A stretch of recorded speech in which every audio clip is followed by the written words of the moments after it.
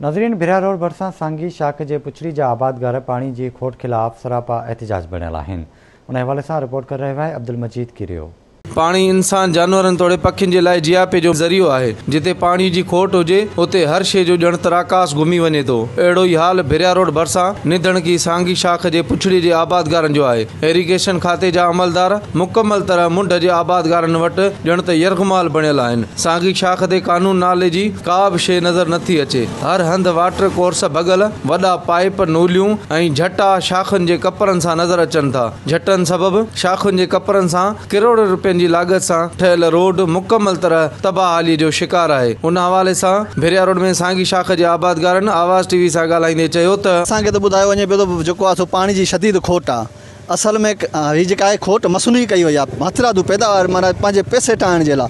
असल में छा आहे त वाराबंदी में सांगी शाख बंदि पई आहे। मेरापुर खां वठी ढींगो माइनर ताईं लिफ्टूं लॻियूं पियूं आहिनि। फी लिफ्ट जा 5000 रुपया वठी करे ऐं राति सांगी जा दर खोले ऐं उन्हनि खे पाणी ॾिनो आहे। वरी हींअर साॻा दर हेठि डाउन करे छॾिया त वाराबंदी आहे। पुछड़ी जे लाइ वाराबंदी आहे, मुंड जे लाइ जेको आहे पाणी जाम आहे। असांखे पंहिंजो हक़ ॾियो।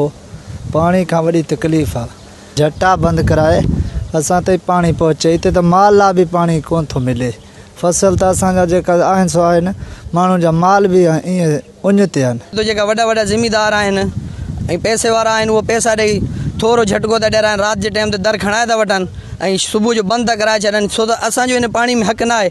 लिफ्टूं हणी पाणी खणनि था। असांजो लखे रुपए जो ख़र्च थियल फसलुनि ते इहो ज़ाया था थियनि। महिरबानी करे गवर्नमेंट सिंध खे असां अपील था कयूं त असां आबादगार आहियूं। असांजो बि हिन मुल्क में एतिरो ई हक़ आहे जेतिरो वॾनि जो आहे। महिरबानी करे असांखे बि पंहिंजो हक़ मिले। असांजो हक़ आहे, इहो नाजाइज़ी आहे। असांजी गवर्नमेंट सां अपील आहे त इहो असां सां नाजाइज़ी ख़तमु थिए ऐं असांखे पंहिंजो हक़ मिले। फसल जी पोजीशन छा रहंदी साईं, एतिरा ख़र्च थी चुका आहिनि। उन्हनि खां बावजूदि पाणी नथो अचे, उहो नुक़सानु।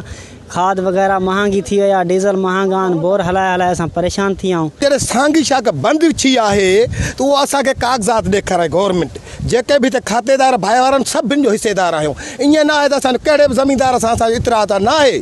सांगी शाख जेकी आहे पुछड़ी वारे खे कंहिंखे बि पाणी नथो मिले। तव्हां ढींगे शाख जे आबादगारनि जूं ॻाल्हियूं ॿुधियूं। हिन जो इहो ई चवणु आहे त इरीगेशन अमलो एस जो असगर अली आलमाणी ऐं इंजीनियर शबीर भुट्टो जेको आहे रुश्वत वठी ऐं गैर कानूनी तौर ते जेको आहे वंझूं हणायो ऐं वाटरनि में जेको आहे झटा हणायो, गैर कानूनी पाणी चोराई करे रहियो आहे, ॻरी रुश्वत वठी रहिया आहिनि। हिन जो इहो चवणु आहे जॾहिं वाराबंदी आहे त उहा जहिड़ी मुंड जे आबादगारनि जे लाइ उहा ई जेको आहे पुछड़ी जे आबादगारनि जे लाइ। पर अॼु वाराबंदी जे बावजूदि बि जेको आहे शाख खोली वई आहे मुंड जे आबादगारनि खां पैसा वठी करे। हिननि जो इहो ई चवणु आहे त असां पुछड़ी जे आबादगारनि जा जेके लखे रुपया ख़र्च थियल आहिनि, फसल असांजा जेको आहे सुकी रहिया आहिनि। हिननि चयो त को बि असांजी दांह ॿुधण वारो कोन्हे। आवाज़ टीवी भिरा रोड।